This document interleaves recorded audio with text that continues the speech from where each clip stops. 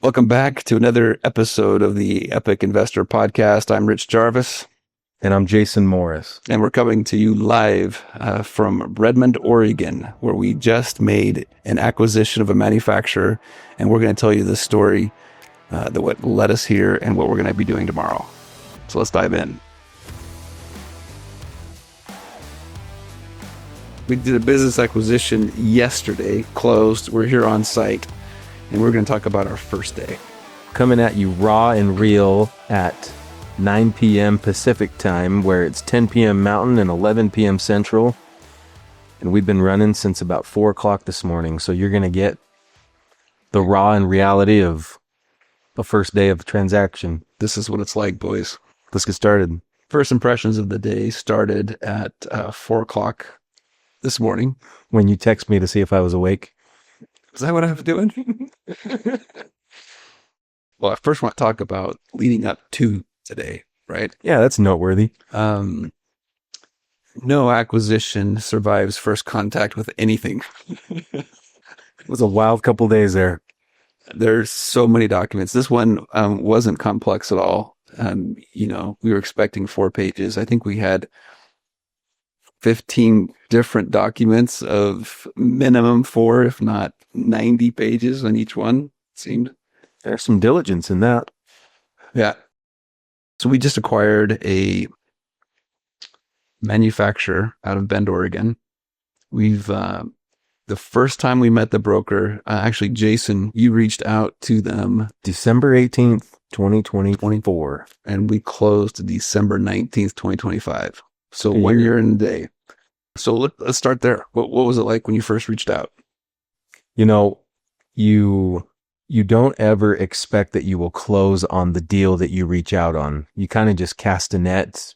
Obviously, it fit our buy box. It was interesting. It looked appealing. So why not? Let's reach out and see what happens. Had no idea that we would embark on a journey that would take us a year to complete. But even in talking to the sellers this evening, no hostility, no bad feelings, no animosity or anger at all. The mutual feeling has been that things happen for a reason, and I can see now, looking in the rear view, all of those little minor details of why it needed to take a year and how it really has benefited everybody. So yeah, a year ago we talked to Rob, and our LOI went in April or May of this year, and we've been grinding ever since. It was interesting. Jason, we decided to do a road trip to go see and meet the sellers for the first time in person to see if it's actually a good fit. If we wanted to put a lot of more resources, Jason was looking at it as, this pencils, this looks good. Let's go out and get some eyes on it and boots on the ground. And what was interesting is I remember thinking about the industry that this manufacturer is in. The first time I heard that we were looking at a manufacturer, he's like, yeah, it's a hypoallergenic adhesive or something like that. I'm like, oh, okay. And he goes, gel nails. So, and I was pretty skeptical at first, and we rolled into town. Which, by the way, is great in partnership. You do need to have one side that challenges. That's true. It's a good thing. That is a good thing. Yes. It is. So we rolled into town, and I remember looking at the building. I was like, oh, this is a nice building. We need to add that to the acquisition. Because it was just the business the time we pulled up.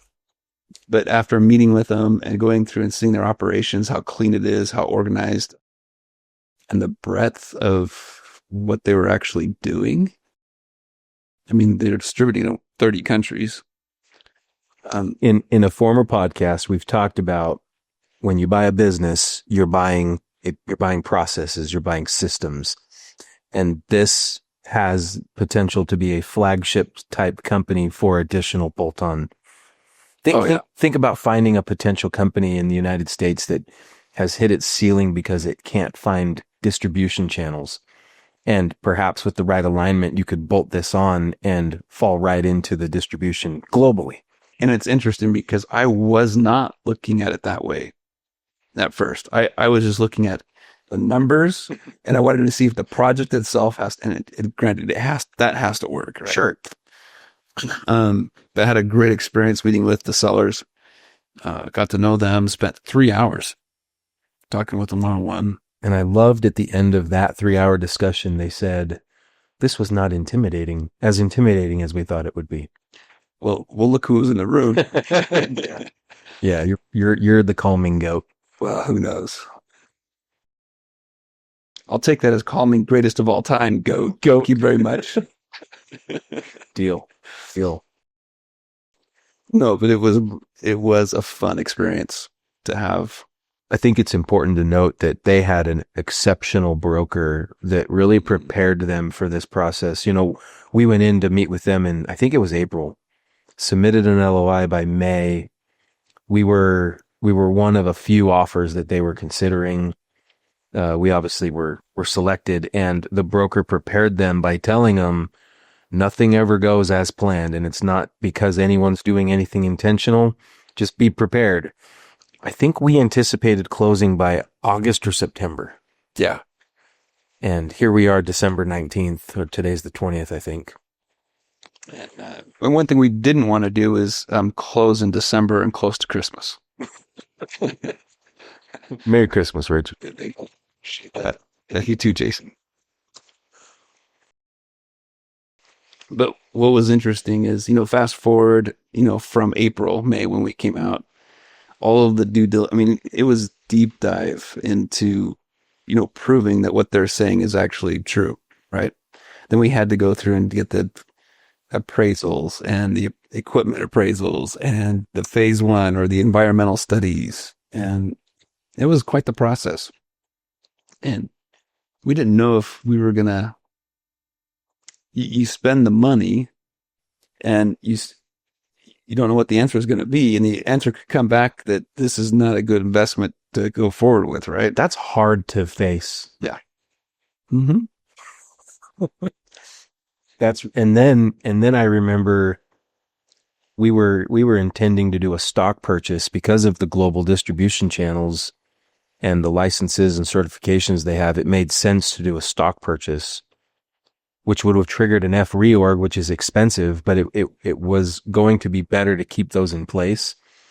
And then that had to switch and become an asset purchase, which changes the level of due diligence a little bit. You're still doing the due diligence, but it shifts it just enough where now you're bringing in second level of counsel and attorneys to make sure that things are transitioning correctly, which is more money spent.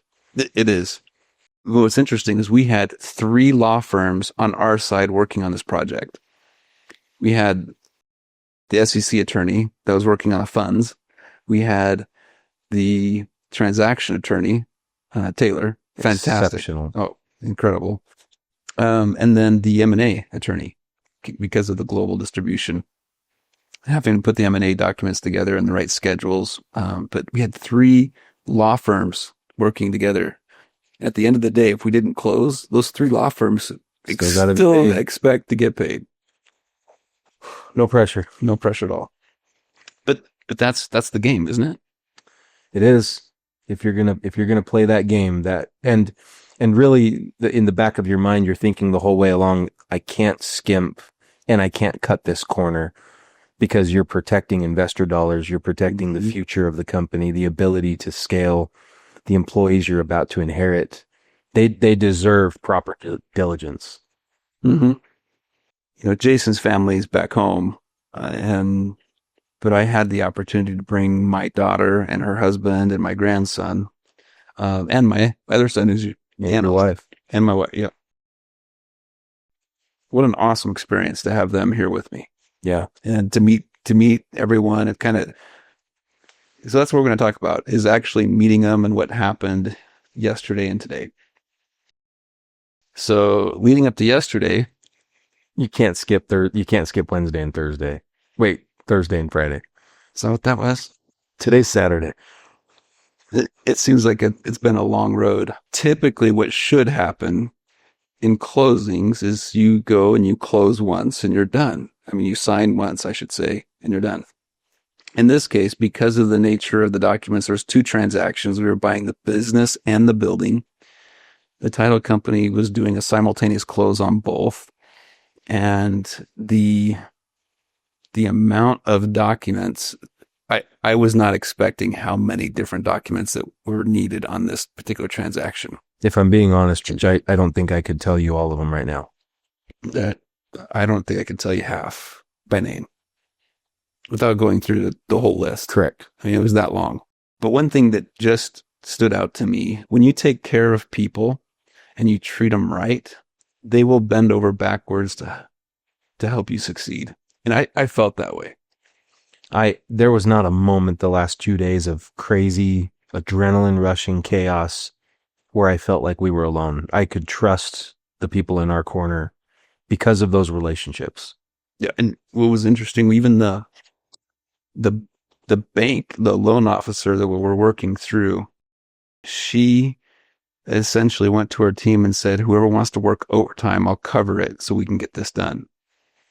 I mean, that's their commitment. And I don't think they would have just done that without that relationship.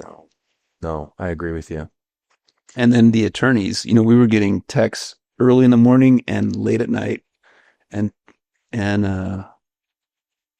there's something about having the right team in your corner to help get it through. I don't think we would not have made it through without them.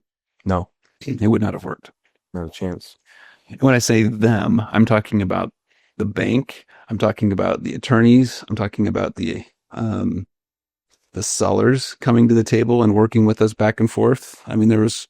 That's a really good segue into talking about the sellers. When you work on buying a business, you are developing a relationship with the other side. And it's unfortunate that most of the time that ends very strained because they either didn't get what they wanted and they felt like you took advantage of them or vice versa. And in the situation, they wanted to be closed by August. There was no disputing that they wanted to be done so that they could enjoy their Q4 doing whatever they wanted to be doing. And every time we ran into turbulence, we'd get on the phone. We would do video calls with them every week.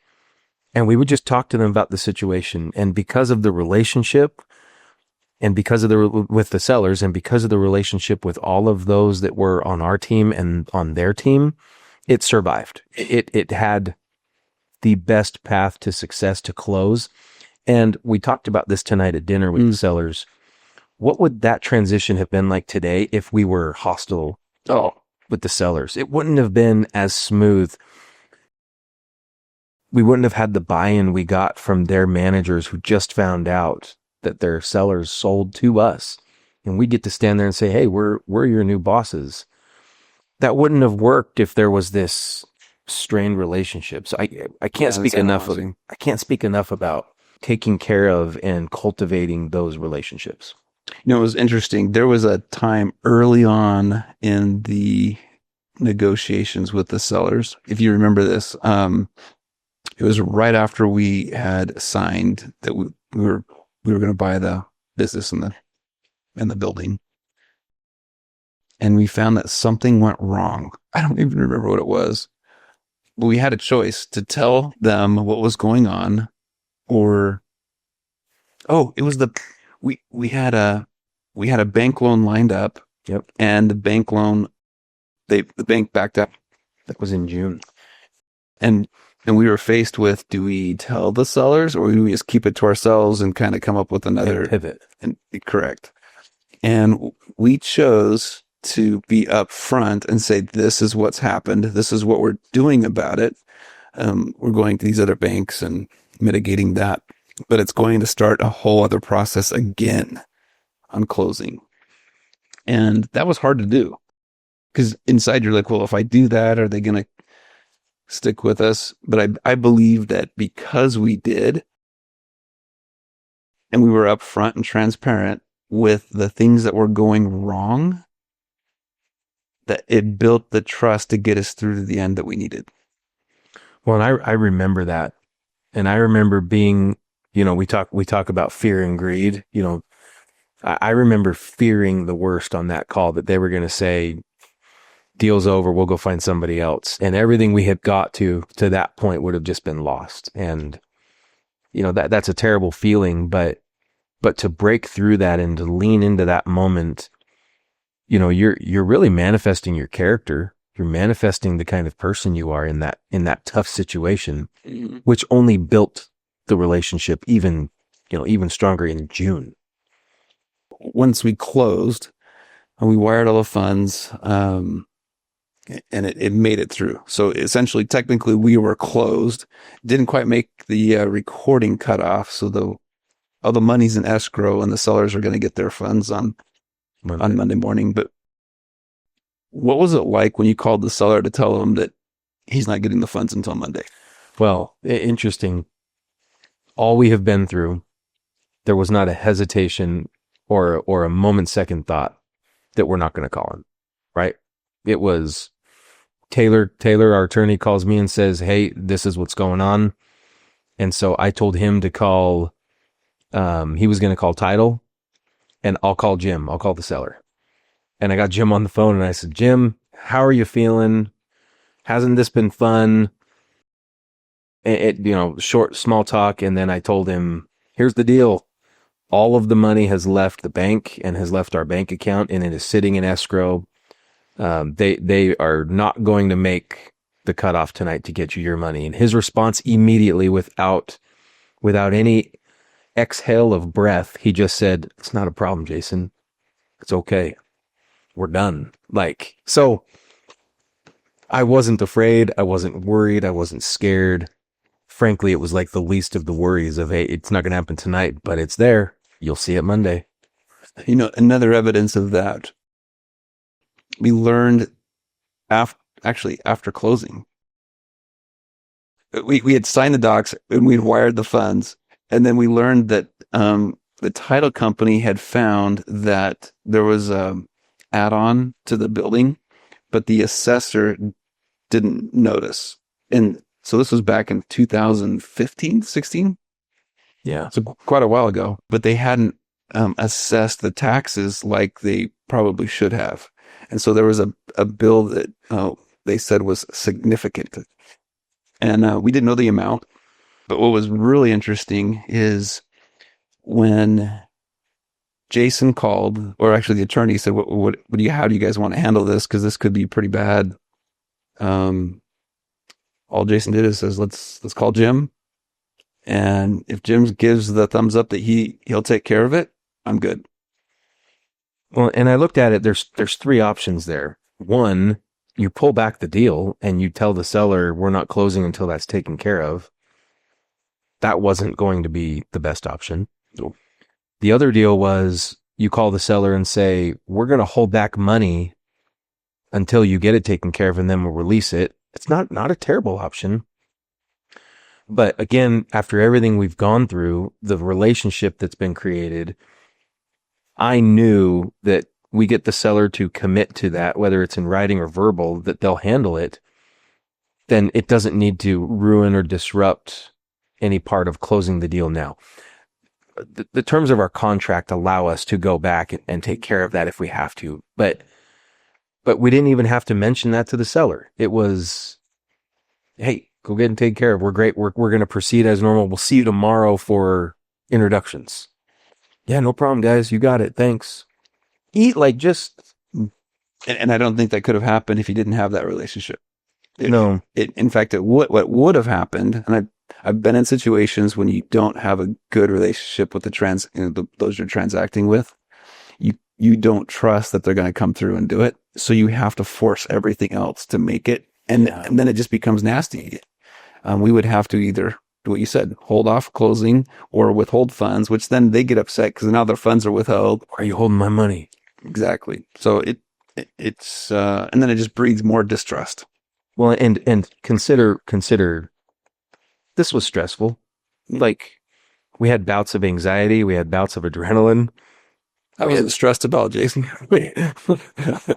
I have not slept well for like a week. Yeah, out of excitement. Yeah. Imagine, like they say, life's stressful enough. Quit making it harder. Buying a business is stressful by itself. Even if everything goes right, it's stressful. Why make it worse by introducing negative emotion and negative decisions Yep. that won't allow.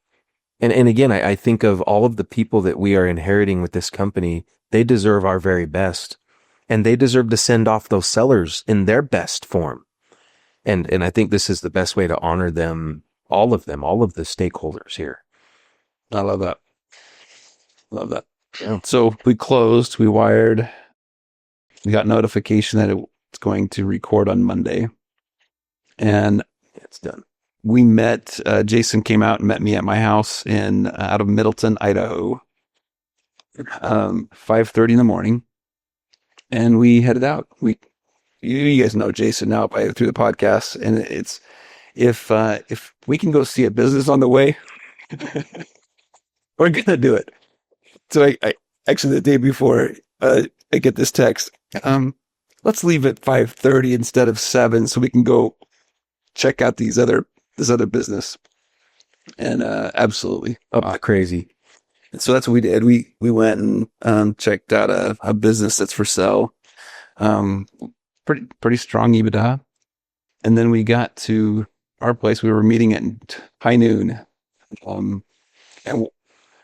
the reason we were meeting is we needed to do inventory because now we own the business. But even as important as doing inventory, we needed to meet the management team. And Jason, how did that go? Every acquisition I've done before this, no one knew until it was done. And as soon as the ink was dry and the money was wired, they weren't just told by their sellers, they were introducing us as new owners while telling them that we've sold the company. These are your new owners. And so now there's this interesting transition already happening where they're like, wait a minute, I don't know you. I've really appreciated working for you. And their head starts spinning. Rightfully so. And the sellers expressed their desire to speak to these team members. And so they told them yesterday, once the deal had inked, they had sat down with these two managers, talked to them. And today was the day that we got to be introduced to them. So they've had about 24 hours to kind of process and internalize what's going on. And, it's a little anxious for us because these are key people. Anytime you buy a business that's got a lot of moving parts and you're not keeping the core team, well, then you just created a job until you solved that problem. right? And those discussions, those happened early in the process, right? When you talk to them about selling the company, do you think your key people will stick around? Today's the day of all of that hope and anticipation is solidified based on their response. And both of these managers were they were very pleasant. They were very graceful. They were very welcoming. They expressed a lot of excitement. We got to know them well enough that they expressed some of their raw emotion and there was raw emotion. I mean, they were excited, but they were also, their situation's changing. Yeah. And who they report to is changing. Yeah. And so, I remember, and I've done this several times. And so I give a lot of grace and a lot of time, a lot of space to them because they need to process all of what's going on. And, they both were just saying, we're anxious to see how this all unfolds. We like what we hear. We hear good things from everybody else. Time will tell. And that's a fair, true statement because we will now have the pleasure and the responsibility to prove that we are as advertised of everything we've talked about and discussed. Mm-hmm. But it was so cool meeting the two managers today. And, we got to spend some one-on-one time with each of them as we were doing inventory and asking questions about themselves, their families, how they came to work here. And my favorite question, if I handed you a magic wand and you could fix anything around here, what would it be? I love listening to those answers because it actually is the segue into showing them how much due diligence we've done and where we would like to insert some ideas with their help and guidance and support. And I have no doubt, Rich, we won them over today. and I don't say that as it was tactical or intentional. I think that we are true to who we are and what we do, and we were able to put that on display today for them. And I remember hearing one of the managers specifically said, "I can hear it in your voice that you guys are honest." And I told him, I hope that I can prove that. I hope I can earn that in the coming years. So I couldn't have been happier with how today it was amazing. I particularly liked how natural it felt with everyone there. it did instantly. It was It's kind of like meeting an old friend that you haven't seen for a while. That's what it was like. so. It was Why do you think that was? I don't know. That's a good question. I don't know if it's because of how much effort's gone in. Here's my theory. You want to know my theory? I've got one, so I want to hear yours. My theory is when you have good people that surround themselves with other good people and you get them together, that's why it worked. Did you hear the phrase kindred spirit today a few times? I didn't. I wasn't in that conversation, I but heard it from different people where it, and I totally agree with you. And we had that very conversation with the sellers of your team, the people you chose to put in your corner, and our team and the people we chose to put in our corner, all are good people that are all working together to get this to the finish line.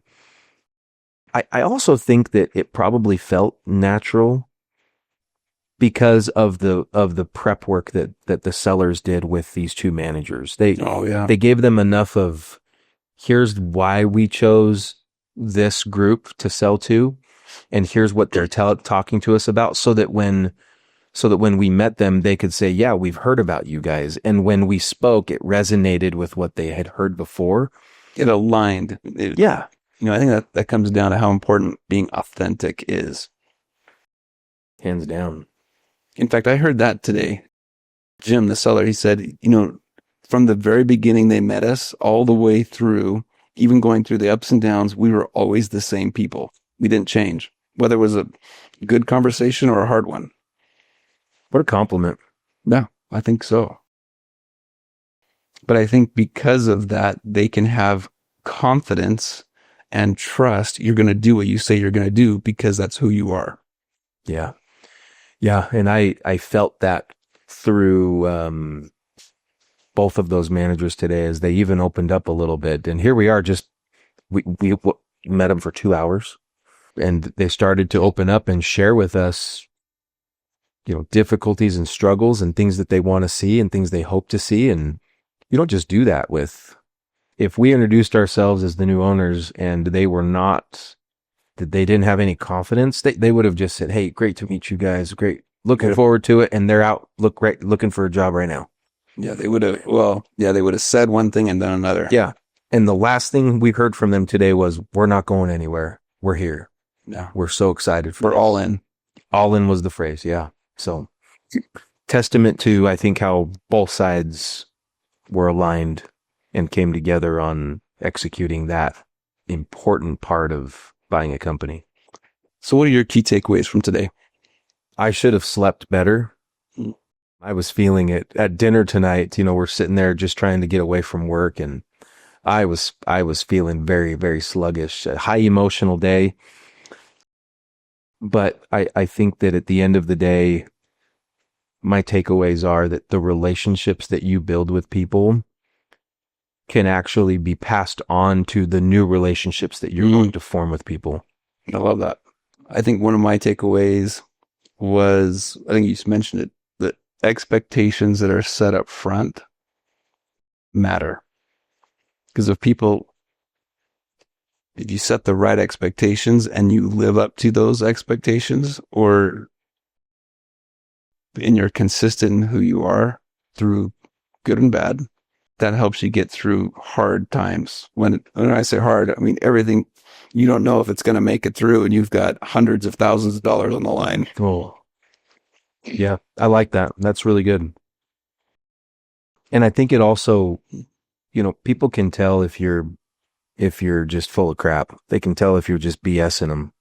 Mm-hmm. And if you're not authentic, if you're not true to yourself, people read that. And I really think today the phrase kindred spirits was said because they could feel the authenticity, the genuine approach to continuing a legacy, investing in people, just wanting to make things better. Not that they're broken, but just make things better. And I think that won the day. Would you change anything today? I couldn't have asked for a better. I couldn't. I don't think I would change anything. It all worked out so well. In fact, I remember one of the managers, we were trying to get them to go back home to their families. It's Saturday, the weekend before Christmas. There's so much to do. And both of them were like, well, we're still here because we're excited. And I thought, like, you've been here longer than you were supposed to be. And again, a testament to how well things went today. I wouldn't change anything. So tomorrow, just kind of laying the stage. Tomorrow is when we roll it out to the entire company, all the employees. Monday morning. None of them know yet. And so 8 a.m. Monday morning, we're going to be, center stage, introducing ourselves, making it about them. But we're going to have a lot. And the next episode is actually going to talk about the experience we had rolling it out to the whole company. And then so Jason and our chief growth officer, they're going to meet one-on-one with every employee. And while they're doing that, I'm going to be going out with Richie, the analyst, and just getting to know people and learning their stories and kind of making them feel just as welcome as they've made me feel. But that's really the next step. That's what we're doing tomorrow. We've got a little gift form that we put together. Got some stuff embroidered ahead of time with their logo. And what I'm excited about is what you have, your goal that you told me on the drive down was to help them. They're not going to remember anything we say. So to make it short, we're keeping it to 20 minutes. At least that's the goal. Total. Just introducing ourselves. But I think the key is having the current leadership and the current owners tell the story of why it's us that's the partnership.